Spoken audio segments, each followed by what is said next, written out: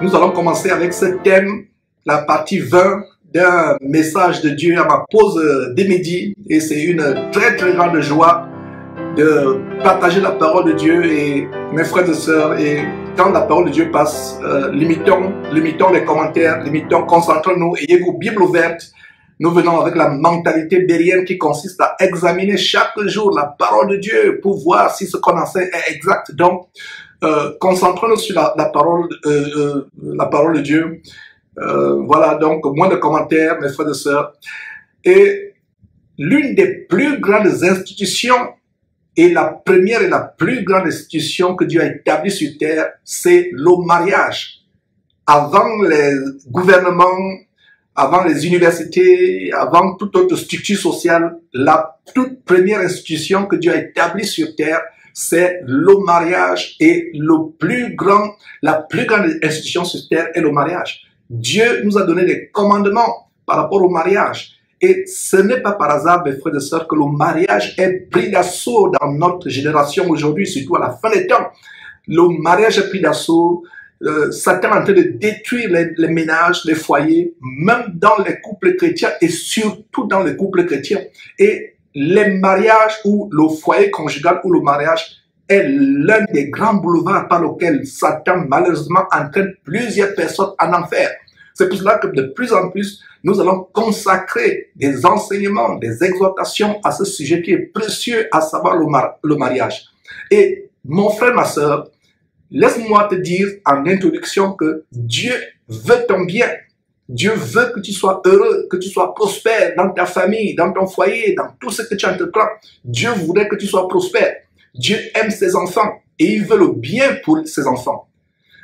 À l'opposé, à contrario, à l'opposé, le diable hait les êtres humains, en particulier les chrétiens. Le diable ne vient que pour dérober, égorger et détruire, comme on peut voir dans Jean chapitre 10, c'est un verset, notez tout simplement en passant, comme on peut lire en Jean chapitre 10, verset 10, le voleur ne vient que pour dérober, égorger et détruire, c'est tout ce que le diable fait. Il vient pour dérober, égorger et détruire. Et vous avez aussi 1 Pierre chapitre 5 où il est dit, votre ennemi le diable rôde comme un lion rugissant, cherchant qui il dévorera. Donc le diable est là, il rôde pour détruire. La première institution de Dieu sur terre, quand Dieu a créé l'homme et la femme, il les a placés dans le jardin pour l'entretenir, pour le garder. Dieu a donné ce commandement à l'homme. Tu quitteras ton père et ta mère et tu t'attacheras à ta femme, pas à tes femmes, pas à 2, 3 ou 4 femmes. Tu t'attacheras à ta femme et vous deux, vous deviendrez une seule chair. Mes frères et sœurs, les ruptures conjugales, les divorces, les mésententes, les bagarres dans le couple sont la plus grande plaie dans le corps de Christ. Le mariage est pris d'assaut. Le mariage a pris d'assaut le dysfonctionnement dans les familles en lambeaux, les familles déchiquetées parce que mari et femme se bagarrent tous les jours, s'insultent, se déchirent.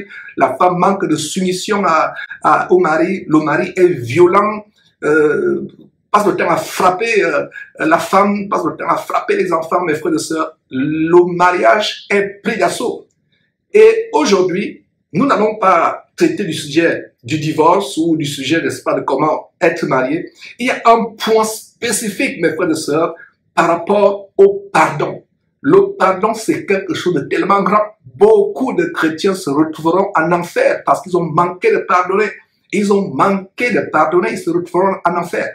S'il y a une chose, mes frères et sœurs, pour laquelle nous devons faire très attention avant de quitter cette terre, avant de mourir ou de quitter cette terre, ou avant le retour de Jésus-Christ, c'est de nous assurer que nous n'avons aucun ressentiment un tant soit peu contre qui que ce soit.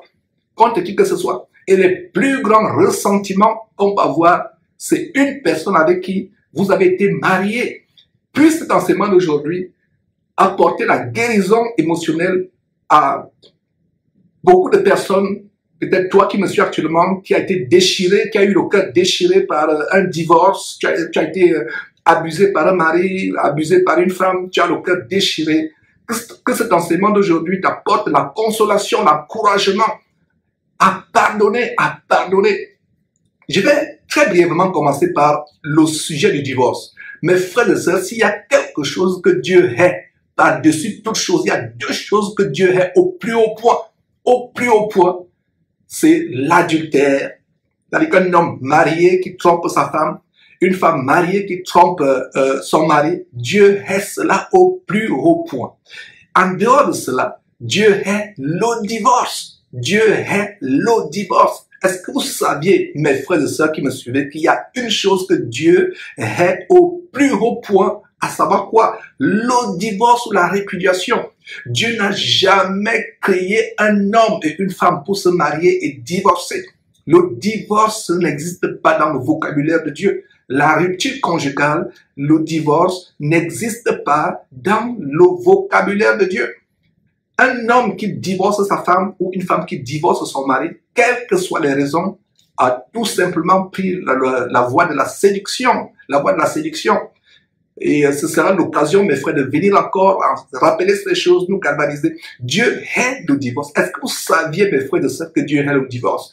Pour vous qui doutez encore que Dieu hait le divorce, je vous convie de lire attentivement ce verset. Notez-le, mes frères et sœurs. Malachie chapitre 2 au verset 16. Dieu dit quoi? Je hais la répudiation. Malachie, notez ce verset, retenez ce verset. Malachie chapitre 2 verset 16. Dieu dit, je hais. Hais.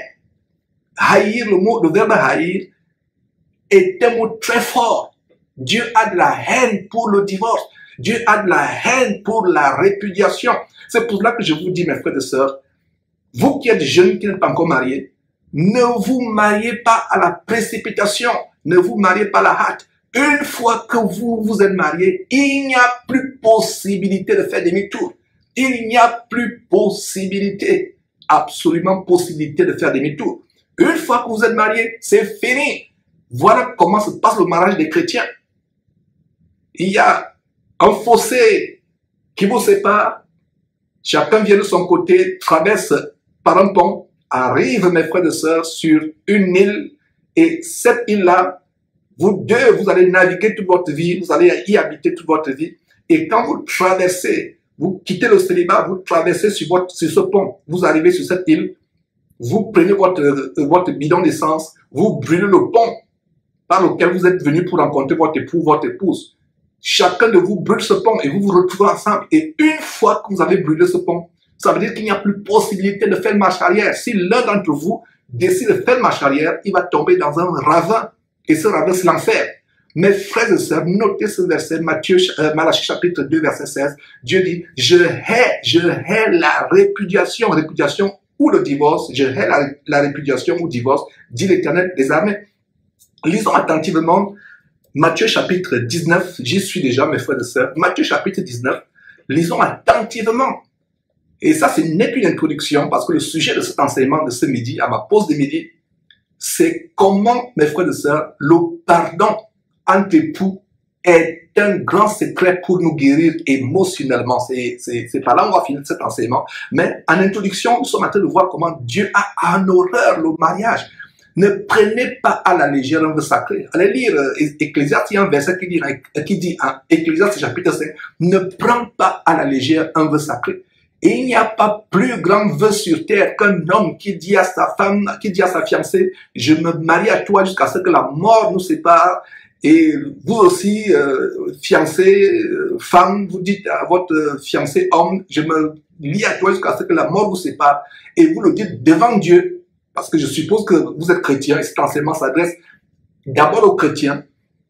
Parce que même les familles chrétiennes, il y a des bagarres. On s'insulte à longueur de journée, on se tape dessus. Même dans les maisons de ces pasteurs que nous dénonçons, qui sont supposés être un exemple. Parce que comment toi qui es, soi-disant, dirigeant du peuple de Dieu, tu peux diriger le peuple de Dieu si tu ne tiens pas ta maison, tu ne tiens pas ta femme et tes enfants sous la soumission. Ta famille est en lambeaux, c'est un véritable bordel. Ta famille, il y a toutes sortes de tensions, vous vous bagarrez tous les jours. Le mari boxe la femme qu'il envoie à l'hôpital à plusieurs reprises. Et si vous avez été dans cette situation, vers la fin de cet enseignement, ma prière c'est que cet enseignement vous apporte la guérison émotionnelle. Beaucoup de frères et sœurs sont blessés à cause des problèmes conjugaux. la femme a trompé le mari a trompé la femme, le mari a chassé la femme pour prendre une nouvelle femme, et voilà comment la femme se retrouve seule, sans bien être, et plus tard, sans bien, sans quoi que ce soit, et plus tard elle devient chrétienne, mais elle a toujours du mal à pardonner. Le mariage, c'est là où l'ennemi nous attaque, c'est pour cela que nous allons d'ailleurs lire cela, le Saint-Esprit, parlant par l'entremise de l'apôtre Paul, en 1 Corinthiens chapitre 6, tout un chapitre qui règle des questions de mariage dans le corps de Christ. L'apôtre Paul dit, il était célibataire, il ne s'était jamais marié. L'apôtre Paul dit, j'aimerais que tout le monde soit comme moi, célibataire, mais chacun tient de Dieu un don d'une manière ou d'une autre. Mais l'apôtre Paul nous avertit, inspiré par le Saint-Esprit, que ceux qui veulent se marier auront beaucoup de tribulations dans la chair. Et je voudrais vous en préserver, vous en épargner. Surtout toi, ma soeur ou mon frère, qui prend le risque d'aller épouser un non-croyant ou une non-chrétienne selon que vous êtes homme ou femme. Un non-chrétien ne doit pas être épousé par un chrétien. Vous êtes un chrétien qui craint Dieu. Vous ne pourrez jamais épouser une femme non-chrétienne. Vous êtes une femme qui craint Dieu. Vous ne pourrez jamais épouser un homme non-chrétien. C'est ce que dit 2 Corinthiens chapitre 6 verset 14. Ne vous mettez pas avec les infidèles sous un joug étranger. Le joug, c'est quoi? C'est un morceau de bois par lequel on attelait 2 vaches pour qu'elles labourent. Donc le joug, c'est cette pièce de bois ou de fer qu'on met au cou des bœufs pour les atteler, pour qu'ils les bœufs ou vaches aillent ensemble pour labourer. Il n'y a pas plus grand joug que le mariage. Et 2 Corinthiens chapitre 6 verset 14, ne vous mettez pas avec les infidèles sous un joug étranger. Mes frères, mes sœurs, beaucoup de personnes, en suivant cet enseignement, m'ont dit, Georges, tu as raison. Si on avait su, on ne se serait jamais marié à cet incroyant ou à cette incroyante. Il faut faire très attention. Mais une fois que c'est arrivé, votre mari vous a fait tellement de la peine, votre femme vous a trompé, vous a rendu la vie difficile, votre époux vous a transformé le foyer conjugal en un véritable enfer sur terre. Que faut-il faire? Je vais vous donner la clé, mes frères et sœurs, c'est le pardon. Même s'il vous a commis le plus grand crime, même s'il a tué tous vos parents, votre époux a tué tous vos parents, il vous a même coupé le bras et les pieds, je vais vous donner la grande recette pour vous apporter la paix et pour vous délivrer. Et ma prière, c'est que cet enseignement délivre émotionnellement, guérisse émotionnellement toute personne qui a été abusée, trompée par un mari, trompée par une femme abusive. Et vous avez fait des erreurs, nous avons tous fait des erreurs par le passé. La Bible dit en Osée chapitre 4, verset 6, « Mon peuple est détruit parce qu'il lui manque la connaissance. » Beaucoup parmi nous, si on avait connu cette parole de Dieu, on n'aurait pas fait les erreurs que nous avons faites aujourd'hui. Alors, je voudrais donner Malachie chapitre 2, verset 16, qui dit que Dieu hait le divorce. Allons voir Matthieu chapitre 19, à partir du verset 3.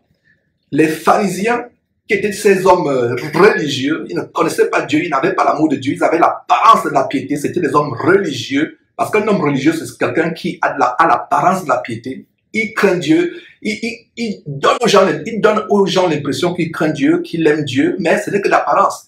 Il est attaché, aveuglé par la religion. Donc au verset 3, les pharisiens abordèrent Jésus et lui dirent, pour l'éprouver, ils ne voulaient pas avoir la connaissance. C'est comme ces gens qui posent des commentaires sous les vidéos que Jésus-Christ TV poste, juste pour nous éprouver. Ils n'aiment pas Dieu, ils ne veulent pas connaître la vérité, c'est juste pour nous éprouver. Alors qu'est-ce qui se passe?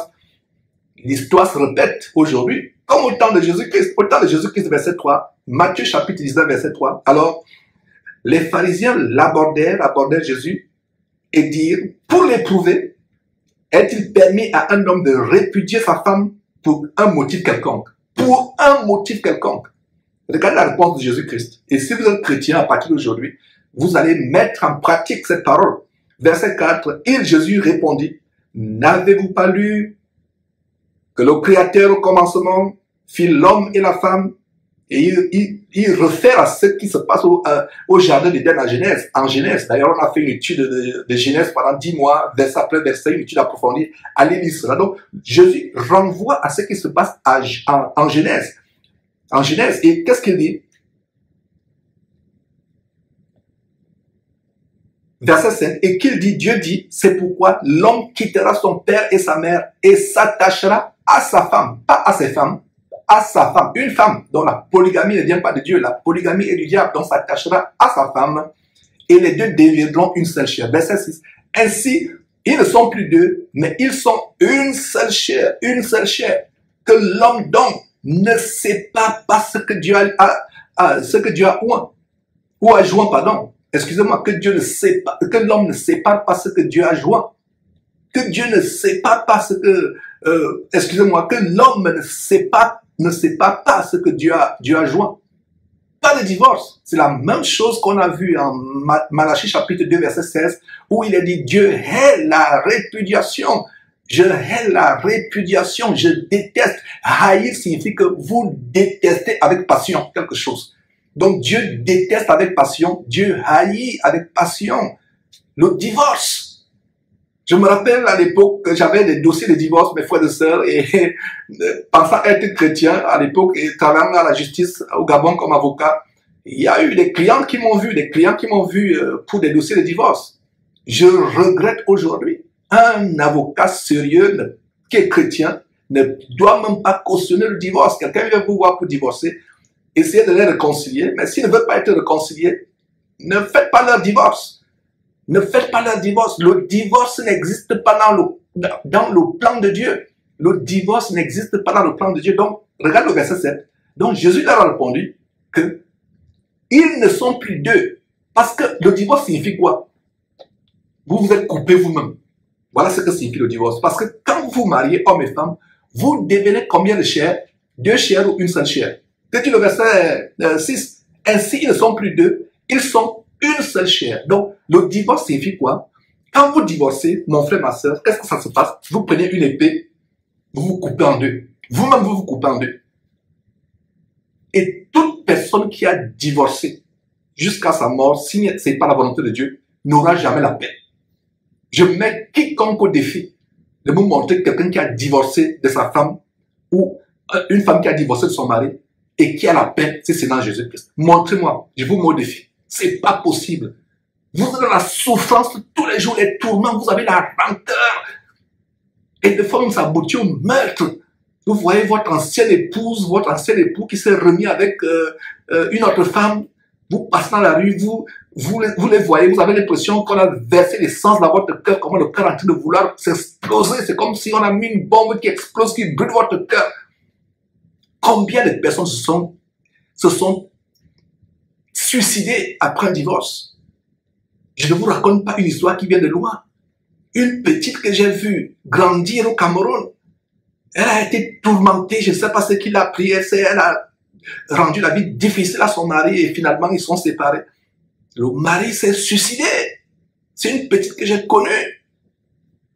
Une petite que j'ai connue, je ne vous raconte pas les histoires qui viennent de loin. Le divorce est dangereux, mes frères et sœurs. Les familles sont détruites, bousillées. Même les enfants gardent de la rancœur dans le cœur à l'égard des parents. Les enfants des familles divorcées sont les enfants aigris qui gardent une rancœur profonde à l'égard des parents. Surtout le parent qui a fait souffrir l'autre. Ça veut dire que cet enseignement s'adresse même aussi aux enfants qui doivent s'élever au standard de pardonner à leurs parents.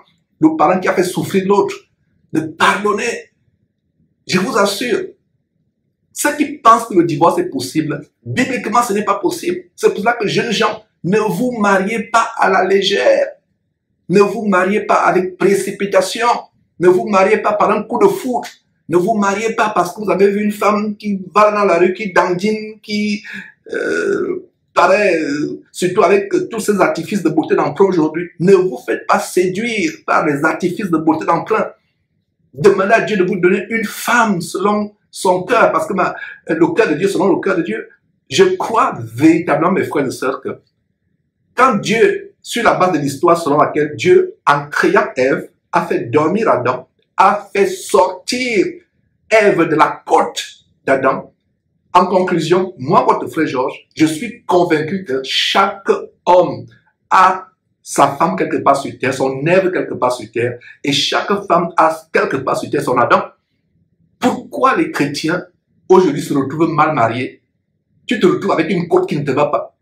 C'est comme une chaussure qui ne vous suffit pas. Soit elle serre trop, soit elle est large, votre pied flotte à l'intérieur.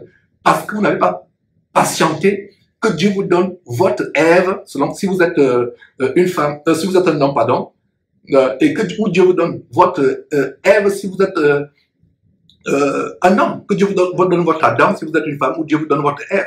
Vous vous êtes précipité, vous n'avez pas attendu avec patience, avec foi. Vous n'avez pas demandé à Dieu, est-ce que c'est vraiment mon Ève que tu m'as réservé à moi homme? Est-ce que c'est mon Adam que tu m'as réservé à moi femme? Vous vous précipitez, vous prenez une femme, votre côte. Cette femme que vous avez prise, c'est une côte, soit qui serre, soit qui flotte, ce n'est pas votre femme. Et vous divorcez. Et sachez que quand vous avez divorcé, la Bible dit que vous ne pouvez pas vous remarier parce que quelqu'un qui divorce, qui se remarie du vivant de sa femme, commet l'adultère. On a fait des enseignements là-dessus, ce n'est pas le sujet de l'enseignement aujourd'hui. Alors mes frères, poursuivons dans Matthieu chapitre 19. Jésus leur répond en disant, il n'y a pas de divorce. Il n'y a pas de divorce parce que les deux forment pas deux chairs, une seule chair. Donc, quelqu'un qui dit à sa femme, je ne veux plus de toi, on divorce, c'est comme tu prends une épée, tu te coupes. Toi qui divorces de ta femme là, tu ne seras jamais heureux jusqu'à la fin de tes jours. Toi qui divorces, toi sœur ou femme qui divorce ton mari, tu ne seras jamais heureuse. Tu penses que tu seras heureuse en te remariant? Montrez-moi une seule femme qui a divorcé, un seul homme qui a divorcé, qui vous dit qu'il est heureux. C'est pas possible. Vous ne pouvez pas aller à l'encontre des lois de Dieu. Vous ne pouvez pas. Quand on va à l'encontre des lois de Dieu, on a des conséquences jusqu'à la fin de ses jours. Sauf si on devient une nouvelle créature en Christ, sauf si on se repent. Alors, mes frères et sœurs, Matthieu, chapitre 19 au verset 7, alors les pharisiens reviennent en charge, disent à Jésus, pourquoi donc, nous sommes au verset 7, Matthieu chapitre 19, verset 7, pourquoi donc, lui dirent-ils, Moïse a-t-il prescrit de donner à la femme une lettre de divorce et de la répudier? Jésus leur donne le commandement de Dieu et ils veulent aller sur le terrain de la religion avec Moïse. L'histoire se répète aujourd'hui. Vous donnez la parole de Dieu aux gens, même si les dieux commencent, c'est la parole de Dieu, c'est le commandement de Dieu. Les chrétiens raisonneurs commencent à argumenter. Les chrétiens raisonneurs commencent à donner des arguments. Voilà, Jésus leur dit, le divorce n'est pas possible parce que vous êtes une chair. Comment tu peux te couper d'une chair, de ta chair? Un homme qui divorce sa femme est semblable à un homme qui prend un couteau et se coupe au milieu du corps. Une femme qui divorce son mari est semblable à une femme qui prend une épée, se coupe au milieu du corps. Ça ne se passe pas physiquement, mais ça se passe émotionnellement. C'est pour cela qu'il n'y aura jamais de paix dans la tête de quelqu'un qui divorce. Il n'y aura jamais de paix dans la tête de quelqu'un qui divorce. Je répète. Alors, il a dit non, Moïse a dit ceci. Il prend la religion. Qu'est-ce que dit Jésus au verset 8? Jésus lui a répondu, c'est à cause de la dureté de votre cœur que Moïse vous a permis de divorcer vos femmes. Au commencement, il n'était pas ici. De quel commencement Jésus fait référence? Il fait référence au commencement en Genèse, chapitre 2 et chapitre 3. Il fait référence à ce commandement. Au commencement, il n'était pas ici. Donc, verset 8 à nouveau, il a répondu, verset 8, il a répondu, c'est à cause de quoi? La dureté de cœur. Et beaucoup de chrétiens aujourd'hui divorcent à cause du manque de pardon. Le manque de pardon, l'ego, la fierté. On ne veut pas, vous faites chambre à part pendant les jours, personne ne veut faire le premier pas. Nous, chrétiens, on n'a pas de fierté, on n'a pas d'ego. Mon frère, si tu penses que tu as blessé ton épouse, prie Dieu, que Dieu touche d'abord son cœur et va vers ton épouse, dis, ma chérie, je t'ai fait du mal, sans m'en rendre compte, je te demande pardon. Ma sœur, tu te rends compte que tu as blessé ton mari, tu lui as fait du mal. Parce que la Bible dit que ton mari, c'est ton chef. 1 Corinthiens chapitre 11 verset 3 dit que l'homme est le chef de la femme. Ma soeur, tu te rends compte que tu as blessé ton mari. Ne sois pas orgueilleuse, reconnais ta faute. Va d'abord vraiment demander pardon à Dieu, demande à Dieu de toucher le cœur de ton mari et va vers ton mari, demande-lui pardon. Il n'y a aucune raison pour laquelle on doit se divorcer. C'est pour ça que je dis, ne vous mariez pas à la légère.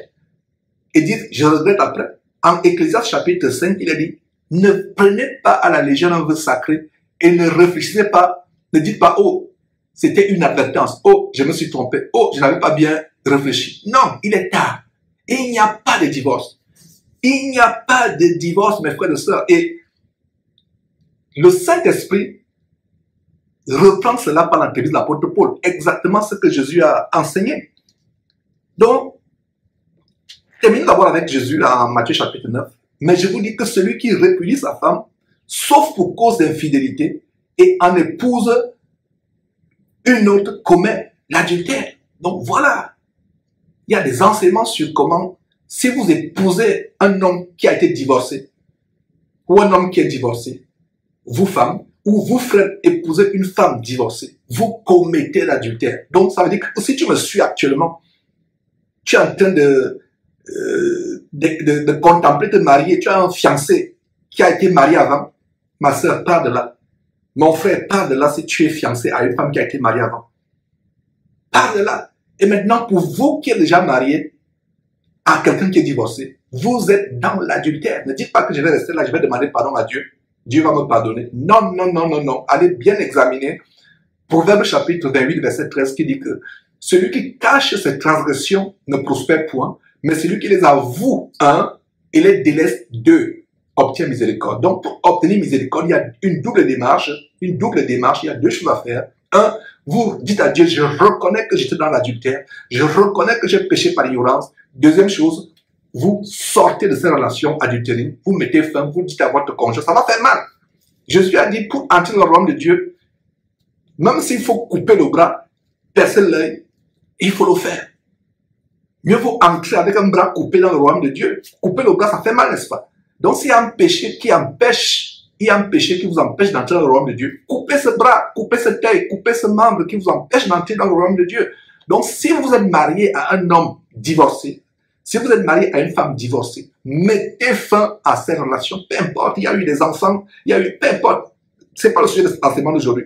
Alors, regardez mes frères et sœurs, exactement ce que reprend l'apôtre Paul en 1 Corinthiens chapitre 7, tout un chapitre, je dirais, qui est consacré à un sujet précieux du mariage. Le Saint-Esprit dans le Nouveau Testament consacre tout un sujet sur le mariage. Ça veut dire que c'est important. Alors, qu'est-ce que nous voyons en 1 Corinthiens chapitre 7, verset 3? Que la femme, plutôt que le mari, rende à sa femme ce qu'il lui doit et que la femme agisse de même envers les maris. Ça, je suis au verset 3, bien, non, je dois plutôt lire, je suis hors sujet. Ça, c'est pour un autre enseignement, peut-être qu'on pourra lire le verset 3. Donc, allons au verset 10, 1 Corinthiens chapitre 7, verset 10, nous lisons ceci. À ceux qui sont mariés, j'ordonne, non pas moi Paul, l'apôtre Paul dit, j'ordonne à ceux qui sont mariés, non pas moi Paul, mais le Seigneur Jésus, que la femme ne se sépare point de son mari. Que la femme ne se sépare point de son mari. Verset 11. Si elle est séparée, qu'elle se marie, c'est ce que vous lisez. Si vous avez une Bible qui dit que si elle est séparée, qu'elle se marie, déchirez cette Bible, mettez pause ou bien excusez-vous pendant quelques secondes, allez jeter cette Bible. Le verset 11 dit quoi? Si elle est séparée, ça dit divorcée, qu'elle demeure sans se marier ou qu'elle retourne avec son mari, qu'elle se réconcilie avec son mari. Et cet enseignement parle aussi de la réconciliation vers la fin. L'une des raisons pour lesquelles, mes frères et sœurs, les gens divorcent, c'est la fierté, l'amour propre, l'ego. Un chrétien né de nouveau est une nouvelle créature. Il a crucifié son ego, il a crucifié son amour propre, il a crucifié sa personnalité. La femme dit, moi, je vais aller me rabaisser devant cet homme. Moi, c'est que cette femme-là m'a fait. Moi, vous faites chambre à part, vous ne vous parlez plus. Et de fois, vous attendez, vous souhaitez secrètement dans votre cœur que l'autre fasse le premier pas. Vous souffrez. Regardez ce couple, vous faites 1 semaine, 2 semaines dans la maison sans vous parler. Vous souffrez intensément, mais vous voulez que l'autre fasse le premier pas. Alors pourquoi toi tu ne fais pas le premier pas? Pourquoi tu n'enterres pas ton ego? Pourquoi tu ne crucifies pas sur la croix de Christ ton ego en allant faire le premier pas? Et pour ceux qui sont divorcés, la raison pour laquelle il n'y a pas de réconciliation, c'est le cœur mauvais, c'est le manque de pardon.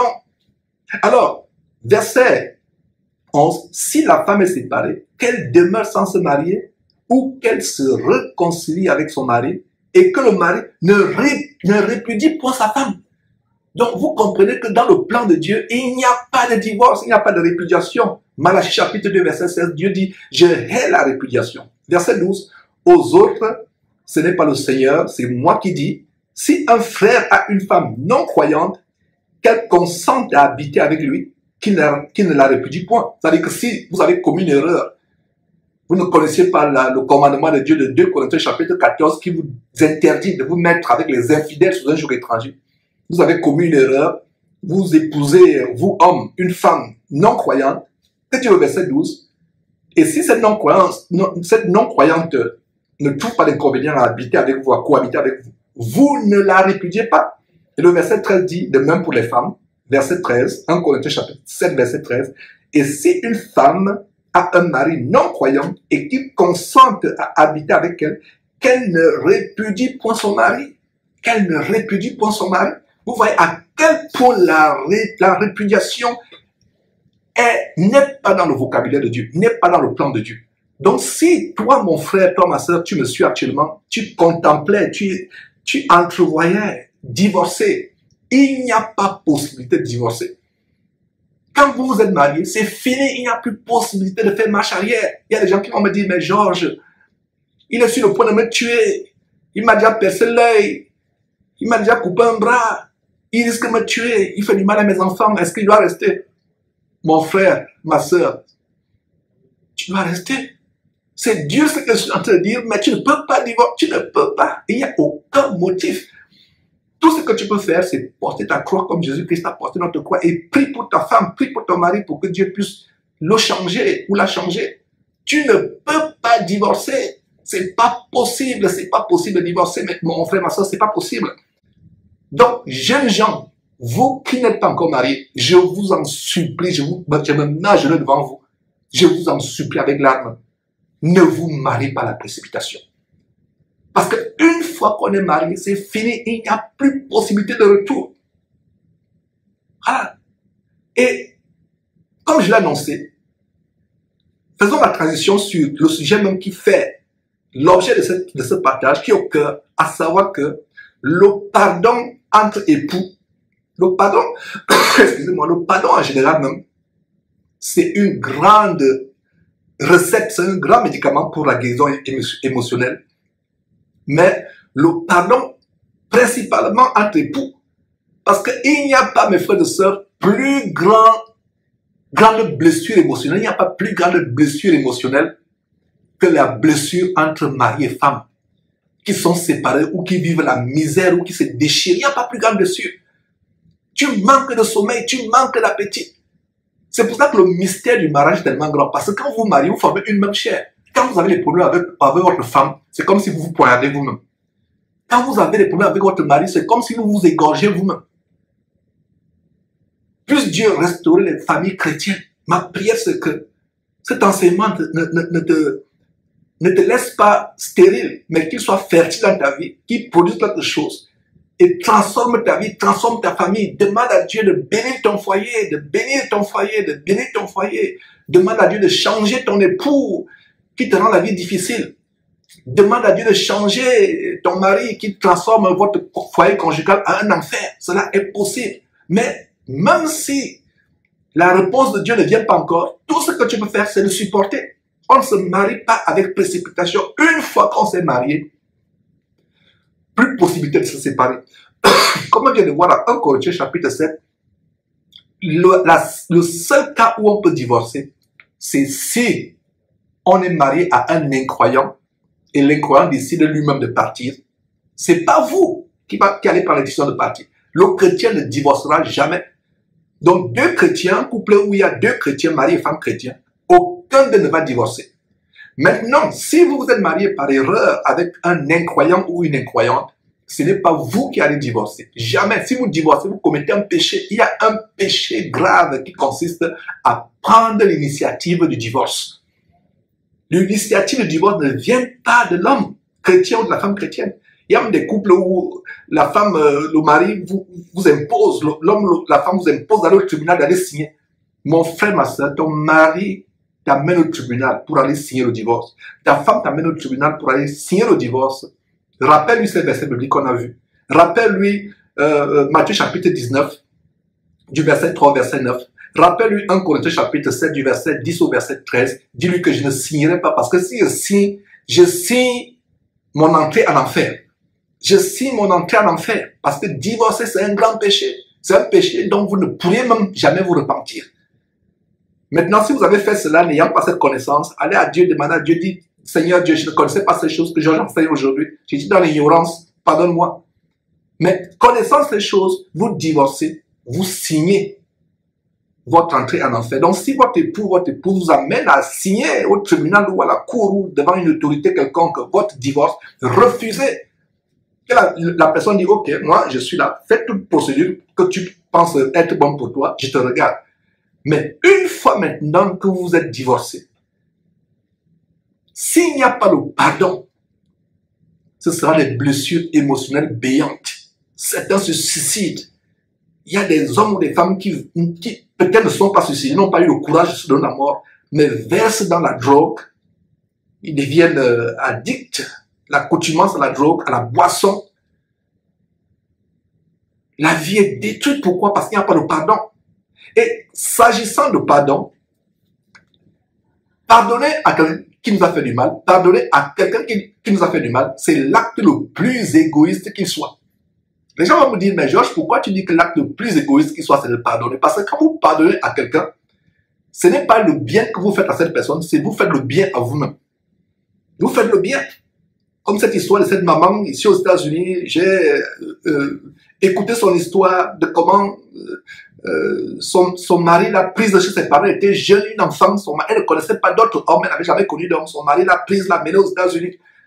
Arrivé aux États-Unis, ils ont vécu, le mari était diplomate, un ressortissant de l'Afrique de l'Ouest. Le mari l'a menée aux États-Unis, s'occupait bien d'elle et tout allait bien. Et dès que l'ambassade de ce pays africain l'a réaffectée en Afrique, dès qu'ils ont mis pied en Afrique, elle avait environ 25 ou 26 ans. Elle est allée elle a épousé cet homme étant jeune, une adolescente. Dès qu'ils mettent pied en Afrique, le mari a changé, le mari a pris une petite fille. Avant cela, le mari a pris une autre femme. Le mari a commencé à la torturer. Sa vie est devenue plus que l'enfer. Et comme ça ne suffisait pas, le mari a dit, ok, prends ton corps, même pas une aiguille, même pas une robe, va, sors avec ce que tu as sur ton corps, aucun bien, sors de cette maison. Elle est partie. Le mari a épousé une autre femme. Cette femme s'est retrouvée aujourd'hui aux États-Unis avec sa fille. Près de 40 ans plus tard, l'homme qui s'est retrouvé seul parce que la femme qu'elle a prise, avec qui elle a chassé sa femme normale devant Dieu, légitime devant Dieu, cette femme aussi l'a quitté. C'est pour cela qu'on dit ce qu'un homme moissonne, il le récoltera. Il y a l'effet boomerang. Le mal que vous faites aux autres, il va vous arriver. Donc, vous, sœurs, qui convoitez ou qui vous faites, permettez-moi l'expression, draguer par un homme marié qui a laissé sa femme, cet homme marié qui a laissé sa femme, il va vous laisser aussi. Il va vous laisser. On ne peut pas aller à l'encontre des commandements de Dieu et avoir une vie paisible. La vie heureuse, le bonheur dans le couple, le bonheur tout court sur cette terre vient du fait que nous mettons en pratique les commandements de Dieu. Nous mettons en pratique les commandements de Dieu. Et 40 ans plus tard, cette femme étant vieille, le monsieur étant beaucoup plus vieux, parce que le monsieur était plus âgé, 40 ans plus tard, il revient, il veut revenir. Donc on m'a soumis ce cas hier, on me dit, Georges, qu'est-ce que tu en penses? Il dit, oh Seigneur, que Dieu touche cette maman. Cette maman m'a fait à manger dernièrement. Elle est aux États-Unis.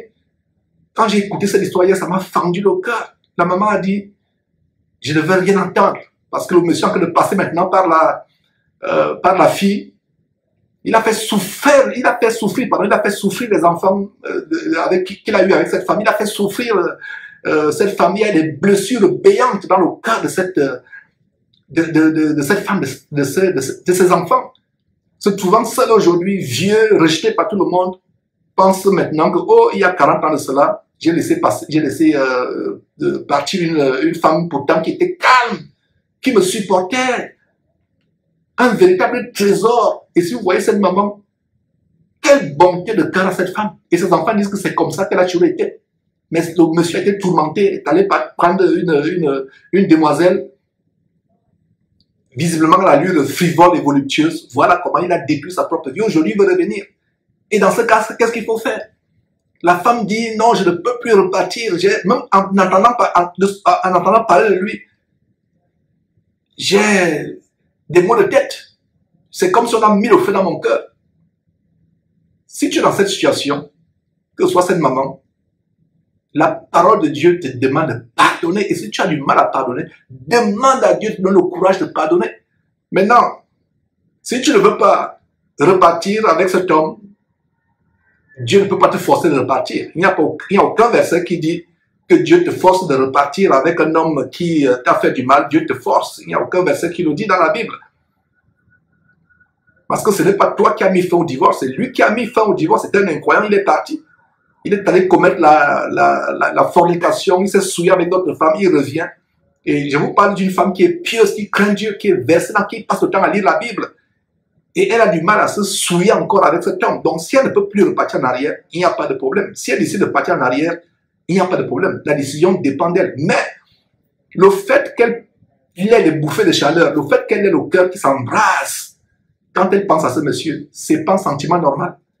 C'est la preuve qu'on n'a pas pardonné. Bien le fond, on dit, ah, je lui ai pardonné. J'ai pardonné. Mais non, la preuve que vous n'avez pas pardonné quelqu'un, si vous entendez que la personne est devenue ministre des Finances et votre cœur bat, c'est que vous n'avez pas pardonné la personne. Et votre cœur fait mal, vous n'avez pas pardonné la personne. Ou alors la personne qui vous a fait du mal, vous apprenez que toute sa maison a brûlé, ou les enfants qu'il a fait avec la femme avec qui vous a trompé, vous a quitté. Un enfant ou deux enfants sont morts et il y a une joie secrète, une paix secrète dans votre cœur. C'est la preuve que vous n'avez pas pardonné. La preuve qu'on a pardonné à notre ennemi, c'est parce que c'est la preuve qu'on a pardonné à notre ennemi, qu'on peut prier Dieu pour cet ennemi-là. Parce que vous ne pouvez pas prier Dieu pour quelqu'un. Là, on ne peut pas mentir à Dieu. Entrez dans votre chambre secrètement, fermez la porte et priez pour quelqu'un qui vous a fait du mal. Si vous y arrivez, c'est la preuve que vous avez pardonné. Ça, c'est une première recette. Deuxième recette, la preuve que vous avez pardonné à quelqu'un qui vous a fait du mal, c'est que vous lui souhaitez le meilleur. Si vous entendez une mauvaise nouvelle qui lui est arrivée, ça vous fait mal. Si vous entendez une bonne nouvelle qui lui est arrivée, ça vous réjouit. Voilà la preuve. J'espère que vous avez compris ces quelques recettes pour voir comment vous avez pardonné. Et concernant cette maman, qui ne veut même pas entendre parler de ce monsieur, elle a eu le cœur déchiré, elle pensait, et je n'ai pas encore causé avec elle, mais je vais bien causer avec elle, plaise à Dieu, elle pense qu'elle a pardonné, mais il y a du ressentiment, il y a de l'aigreur, de la rancœur, c'est le même qu'avec les enfants. Et si toi, par exemple, enfant, qui me suit actuellement, peu importe ton âge, tu as des ressentiments dans ton cœur parce que tes parents ont divorcé, peut-être c'est la mère qui a fait souffrir le mari, ou c'est le mari qui a fait souffrir la maman, et tu as des rancœurs dans le cœur, demande à Dieu de te pardonner. Il n'y a que Dieu qui peut guérir nos émotions. Le pardon est tellement grand. Le manque de pardon peut tuer. C'est pour ça que je disais que l'une des choses les plus grandes qui peuvent arriver, c'est manquer le pardon à quelqu'un. Quand vous pardonnez à quelqu'un, vous le faites pas pour la personne, vous le faites pour vous. Sur plusieurs plans. Sur le plan de la santé mentale et physique. Et sur le plan même de comment Dieu vous bénit aussi. On a vu il y a quelques jours, toujours dans la section d'un message de Dieu à ma pause de midi, comment Dieu nous demande en Proverbe de garder ton cœur plus que toute autre chose. Garde ton cœur plus que toute autre chose. Car c'est de lui que viennent les sources de la vie. D'ailleurs, le Seigneur Jésus dit à Matthieu chapitre 5, heureux ceux qui ont le cœur pur, c'est eux qui entreront dans le royaume de Dieu. Si ton cœur n'est pas pur, tu n'entreras jamais dans le royaume de Dieu. Et un cœur pur, c'est un cœur qui est débarrassé de toutes sortes de rancœurs, de toutes sortes de ressentiments, de toutes sortes de manque de pardon à l'égard de qui que ce soit. Quand vous pensez, vous vivez, et ma prière c'est que nous quittions cette terre n'ayant aucun ressentiment contre qui que ce soit, n'ayant aucune aigreur, aucune idée de vengeance ou de revanche contre qui que ce soit, ayant un cœur débarrassé, libéré de toutes sortes de prisons émotionnelles. Parce que si vous mourrez, vous quittez cette terre, ayant des prisons secrètes, vous avez enchaîné votre ancien époux, vous n'arrivez pas à lui pardonner. En fait, c'est vous-même qui vous enchaînez. Vous allez vous retrouver en enfer. Vous avez beau être pieux ou pieuse comme cette maman, vous avez beau être quelqu'un de vivant dans la sanctification, mais si dans votre cœur, il y a quelques souillures, il y a des ressentiments, il y a des picotements, vous n'arrivez pas à oublier parce que pardon and forgive. Donc, si vous n'arrivez pas à pardonner, c'est qu'il y a un problème. C'est qu'il y a un problème. Alors, regardez ce que Jésus dit en Matthieu chapitre 6, verset 14 à 15. Notez ce verset. Le Seigneur Jésus dit, si vous pardonnez aux hommes leurs offenses, votre Père Céleste vous pardonnera aussi. Voilà, c'est pour ça que je dis que le pardon, c'est l'acte le plus égoïste. Vous ne le faites pas pour la personne, vous le faites parce que vous voulez que Dieu vous pardonne. La Bible dit que l'amour couvre une multitude de péchés, une multitude de fautes. Beaucoup de frères et sœurs, beaucoup de personnes sur terre se trouvent pardonnés, voire une multitude de péchés couverts parce qu'ils ont manifesté l'amour envers le prochain. Et une manière de manifester l'amour, c'est de pardonner à la personne, d'oublier. Forgive and forget.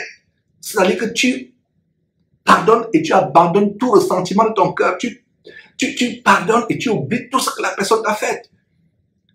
Donc, Matthieu chapitre 6, verset 4 dit, si vous pardonnez aux hommes leurs offenses, votre Père Céleste vous pardonnera aussi. Verset 15, Matthieu chapitre 6, verset 15. Matthieu chapitre 6, verset 15. Mais si vous ne pardonnez pas aux hommes, votre Père ne vous pardonnera pas non plus vos offenses. Mes frères et sœurs,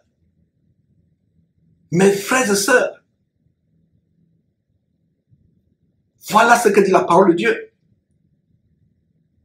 Matthieu chapitre 18, verset 32. C'est une histoire merveilleuse. Matthieu chapitre 18, verset 32 à 35. D'ailleurs, on peut lire à partir du verset 23. C'est une merveilleuse histoire, l'histoire d'un homme qui avait des serviteurs. Jésus raconte cette histoire pour montrer ce qui arrive à quelqu'un qui ne pardonne pas à son prochain. Dans Matthieu chapitre 18, à partir du verset... On peut lire à partir du verset 32, mais lisons même à partir du verset 33. Lisez, parce que pour gagner le temps, ma pause va bientôt à la fin. Donc, l'histoire c'est quoi? C'est la parabole d'un serviteur impitoyable. Ils avaient un maître avait plusieurs serviteurs. Et le serviteur, un des serviteurs devait l'argent au maître, au patron. Le maître lui a pardonné sa dette, lui a remis sa dette.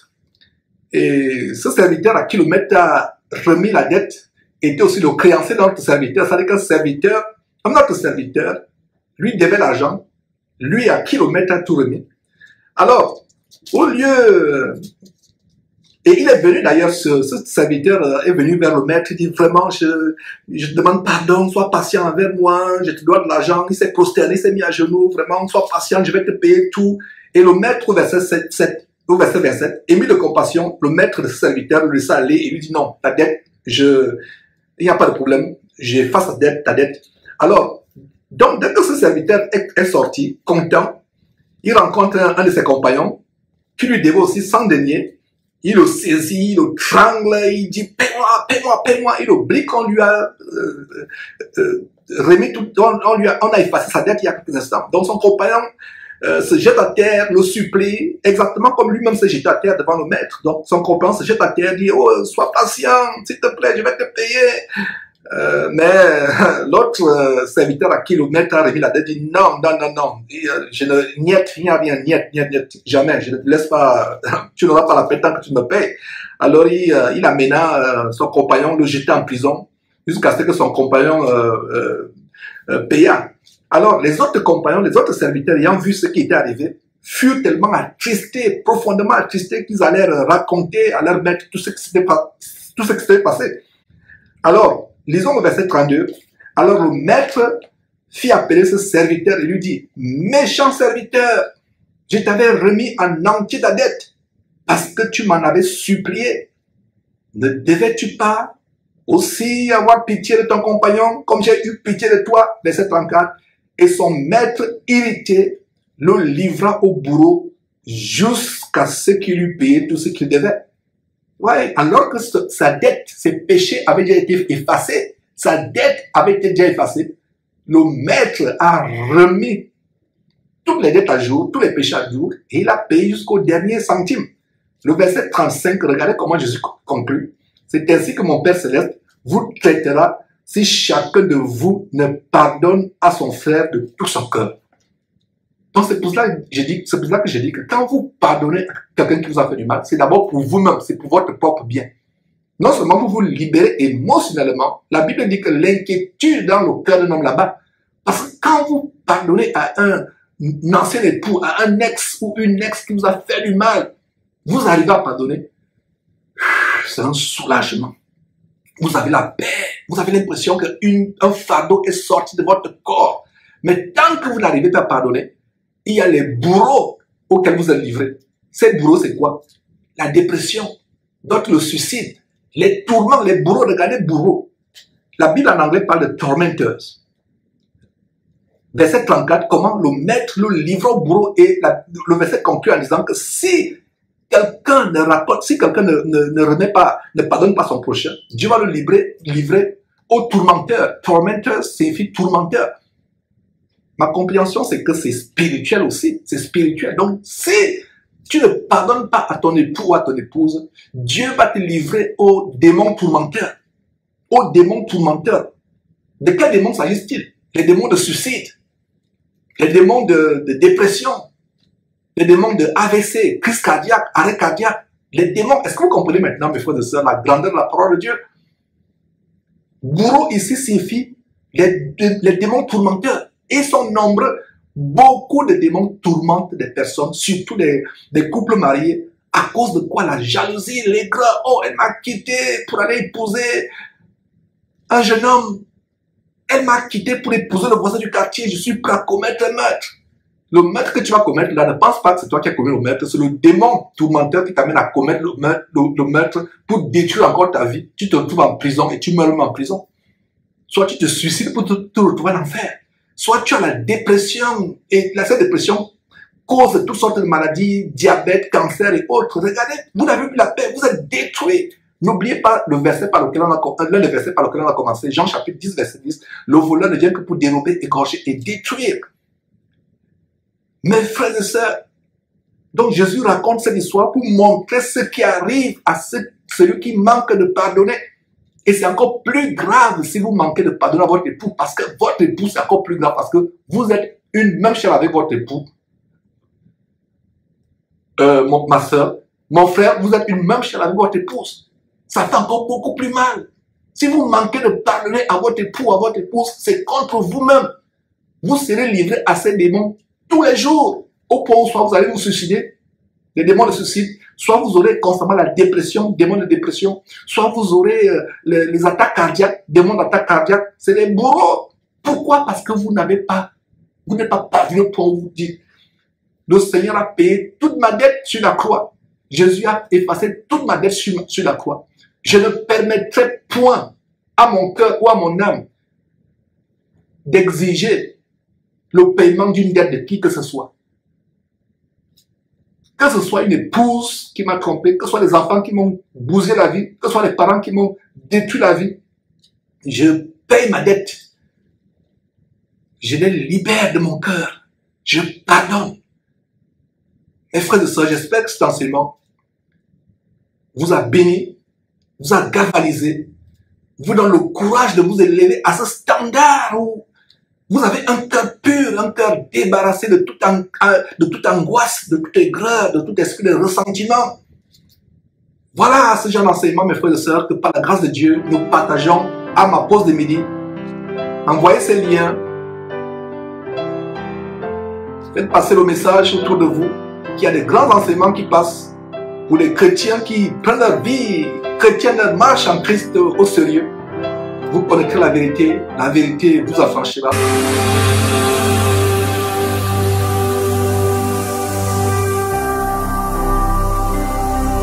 Jésus-Christ TV,